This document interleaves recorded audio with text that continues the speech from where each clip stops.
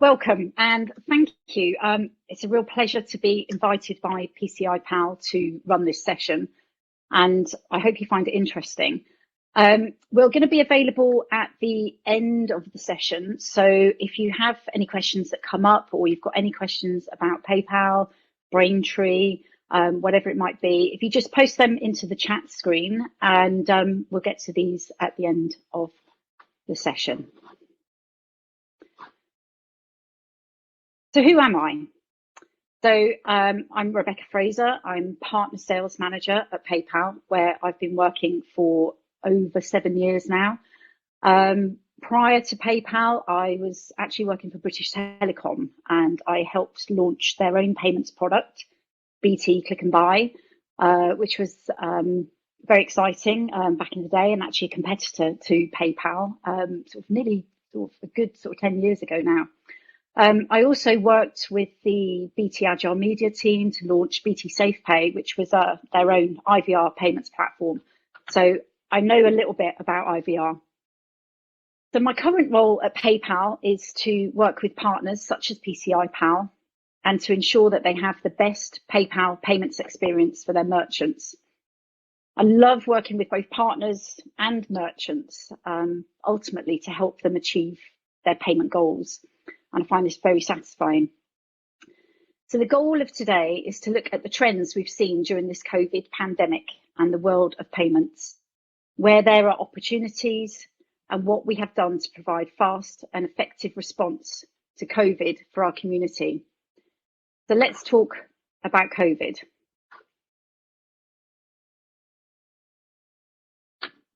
And the C word. I've already mentioned the big one, but I'm going to be talking about lots of other very important C words. These include customers, channel. Rebecca, sorry to interrupt you. I think the picture doesn't. Oh yeah. You should go back. Hang on. I'll go back to that one. Thank you. There we go. Perfect. So, I say the C word.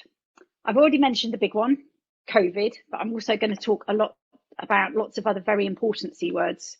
These include customers, channel, credit, crypto, and most importantly, choice. But don't worry, cash and cards will also get a mention. COVID being the real C word that's having a huge impact on us all and across all verticals. I'll be talking through some payment trends that we've seen over the last 12 months and looking at what's important to look at now to make sure we future-proof payments post-COVID. So let's talk COVID first and how this has had a huge effect on businesses, not only in the UK, but around the world. We saw a massive move to online shopping, and I thought it would be interesting for you to see some trends we identified early on in the UK. In April, lockdown was well and truly in play for us here, and we saw in-store retail sales drop drastically. However, and not surprisingly, online sales took a sharp incline. And in fact, a British Retail Consortium report for the UK shows that online sales were up almost 60% year on year in April, with 70% of sales taking place online, which is huge, but obviously no surprise as all the shops were shut. We believe the impact of COVID-19 actually accelerated the shift in physical to online commerce by 3, possibly even 5 years. I can also tell you that in Q2 here in the UK, PayPal's second biggest market, the number of new customers signing up for a PayPal account increased by more than 300% year on year, showing that people needed PayPal to make those payments.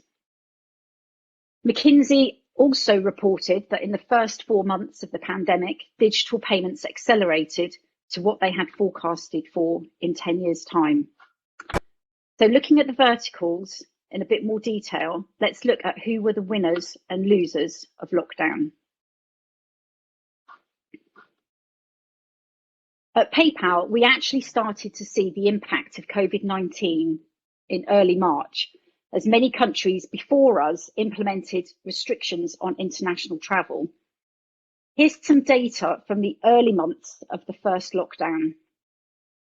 As you can imagine, we saw a big decline in the travel sector and even saw negative payment volume due to refunds by large merchants in the travel industry. As the virus continued to evolve around the world, many events and festivals were cancelled, cinemas and music events were closed and also cancelled, and then we also saw the same negative trend in the ticketing vertical. What was interesting, though, was that when the government imposed a lockdown on the 23rd of March, we started to see a very strong acceleration in a number of other verticals. In fact, the trends shown in the graph basically show the stages of how people dealt with lockdown and the world changing around us. And I'd like to break that down into 4 stages. So stage 1, beginning mid-March, panic. This started just before lockdown was announced, and we saw a dramatic increase in groceries and home and garden, where consumers were stockpiling essential items and household goods. I'm sure everyone's guilty of a bit of stockpiling as we all went into panic mode, nobody knowing what was around the corner. In stage 2, we got to the boredom stage. What can I do to actually get through this time inside? And this is where we saw digital goods and gaming increase rapidly. It was partly driven by customers taking advantage of the 12-month introductory Disney Plus offer, of which I'm one of those people. We also saw gamers investing more on subscriptions and games as they plan to stay at home. Growth has actually slowed down slightly from the peak that we saw at the start as restrictions started to lift, but this vertical is still tracking higher than normal, which again is not a surprise when we're all mostly at home. So at stage 3, again, this is where we have the let's get busy stage. We might as well achieve something in this lockdown. So this is when groceries, home and garden, and electronics continue to see a significant upside. Consumers were kitting out their home offices, working at home during lockdown, and then we had the workers that were furloughed that decided to use that time at home to do home improvement. On top of that, we also had the most amazing weather for the UK in April and May, which actually drove up the demand for barbecues and outdoor furniture. And you can see that trend clearly shown in this graph here. And then we get to stage 4, and this is actually another C word, and we'll call this stage the comfort stage. We saw this a month into lockdown when I think we realised that we were in this for the long haul. We saw a big shift in fashion purchases. Consumers shifted from buying ordinary clothing to sports fashion or comfort clothing. And we also saw a drive in buying exercise equipment for home. But even now, almost a year later, the growth of these verticals remains at a high level as consumers are more used to the new way of living. And thankfully, after this week's announcement, we're all now looking forward to seeing a rise in travel and ticketing again as we look forward to a life beyond lockdown. These trends have been seen across all core markets, but at slightly different times, depending on when countries went into lockdown. Something not shown in this slide was the growth we saw in verticals like food and drink, as pubs and restaurants quickly adapted their business models to order takeaway and delivery. And then in July last year, when the pubs reopened fully, we saw a really big move to the order at table applications. One of our largest partners in the space, a company called Zonal, has actually published their own findings on the use of order and pay solutions in the UK. And they found that since hospitality business reopened in summer 2020, the number of consumers in the UK using order and pay technology at the table jumped from 18% to 43%. And I personally hope that this trend will continue as it offers many advantages for both customers and merchants. Furthermore, just over 3/4 of these people, 77%, say they are satisfied or very satisfied with the ease of ordering. and even more with the ease and speed of payment.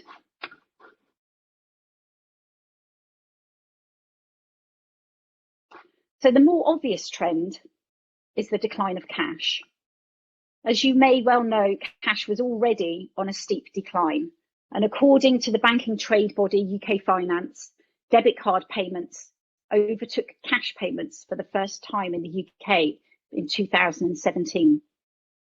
The data from Link, who operate the largest network of free-to-use ATMs in the UK, suggests that weekly ATM withdrawals since the first lockdown was lifted are a third lower than they were before the lockdown began.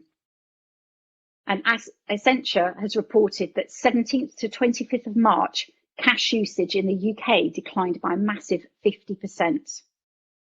That reduction may well be here to stay, and I'd be very interested to see how this actual chart translates now. As consumers change their behaviours and opt to avoiding handling cash to avoid physical interaction with others throughout the pandemic, they may not return to older habits as time goes on. But time will tell what lasting impact the pandemic has on the UK's preferred methods of transaction. But as it stands, whilst we might return to the high street for shopping, I must agree that I think the future looks largely cashless. But just accepting cards on the high street might not be the answer either, as more and more new payment methods emerge that add additional value and choice. And that leads me onto the QR code. I don't think anyone ever expected that 2020 would be the year of the QR code. It's so prevalent in the Asian markets, yet for one reason or another, it's never really taken off in the UK. Yet with a decline in cash payments, PayPal looked to adapt our own in-store solutions to meet the growing demand for cashless payments.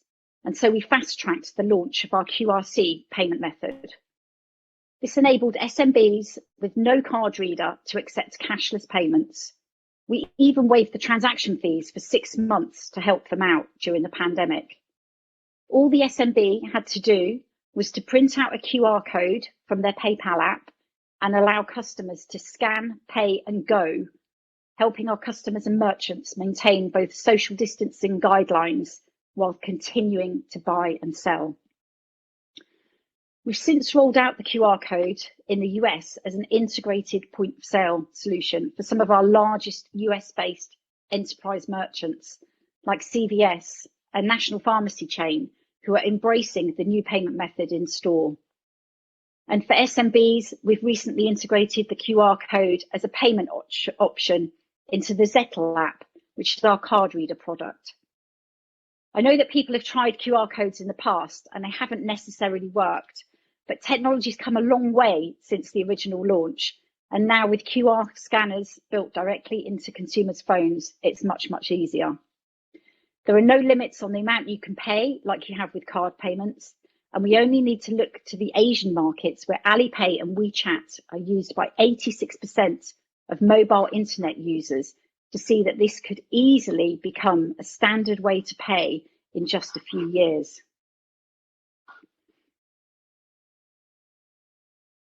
Moving back to online and the importance of choice. So as well as choice of card types, it's also important to look at a choice of presentment and how to offer both local payment methods and alternative payment methods. James Booth, the VP Head of Partnerships at PPRO, said, with over 450 significant local payment methods in use across the globe, it can be a challenge for retailers to understand which ones to offer their customers.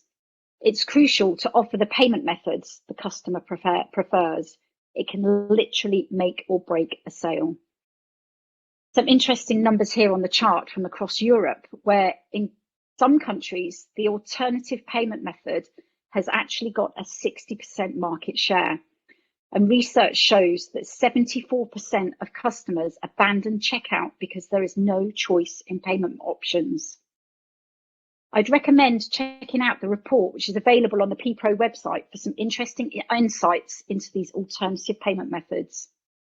We know from our own customer base that they are very loyal with the average PayPal customer using PayPal 42 times a year. With the new integration that we've launched with PCI Pal, you can now add PayPal, which actually includes many of these local and alternative payment options as standard, as well as Apple Pay and Google Pay. It's available now as a payment method within the digital payment link, and we look forward to working with PCI Pal to enable this quick and easy way to pay for all merchants. Another emerging trend, and one that is growing incredibly fast and perhaps fueled by the uncertainty of the pandemic, is the demand in offering a choice of payment term. I saw a recent report that suggested that buy now, pay later purchases were growing at 39% a year and was set to double by 2023. You only need to look at the recent growth to see that customers are crying out for the convenience of being able to split payments. The convenience it offers is clear. Shoppers actually dub this the try before you buy, because you can order clothes and shoes online, try them on at home, and then return any that you don't want, quite often before you've even paid for them. It offers benefits for both the customer and the merchant, as the customer likes the ability to split the payments into instalments, and the merchant benefits from receiving 100% of the transaction value up front, as well as an increase in sales conversion and of a larger basket size. It's a win-win situation and offers a responsible and flexible way for consumers to shop while providing merchants with a tool that helps drive sales, loyalty, and customer choice.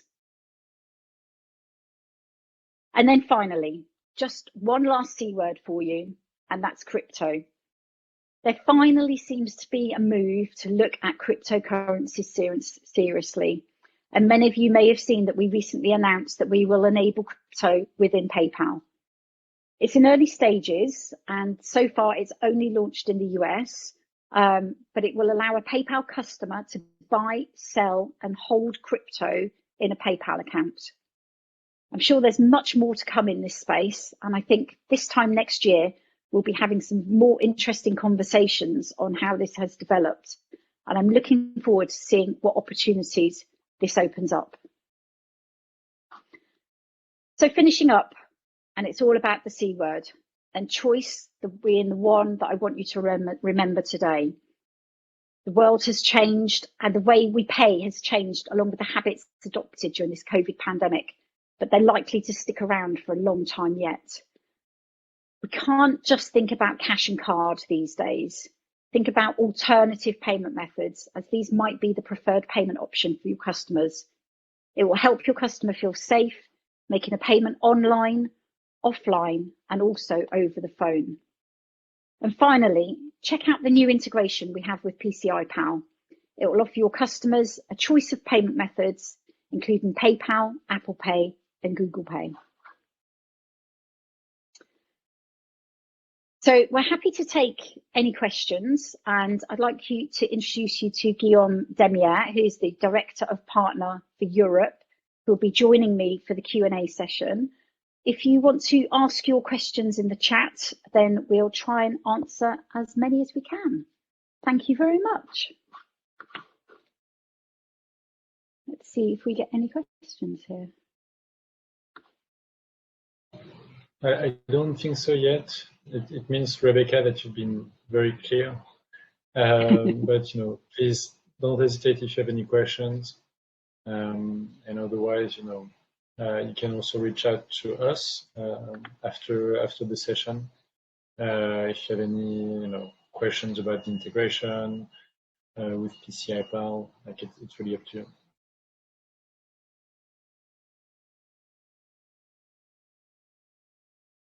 Okay, we'll give it a couple of minutes, and then if no one has any questions, we will close the session.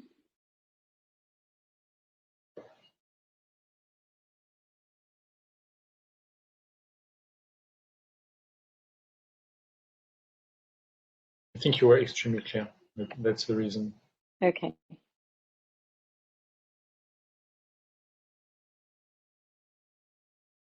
There we are. Thank you, Jeff, for your feedback.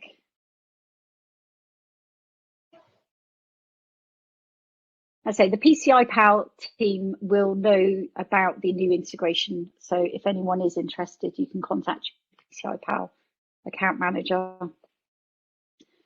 And if anyone has any other questions about payments in general, we're happy to try and answer them.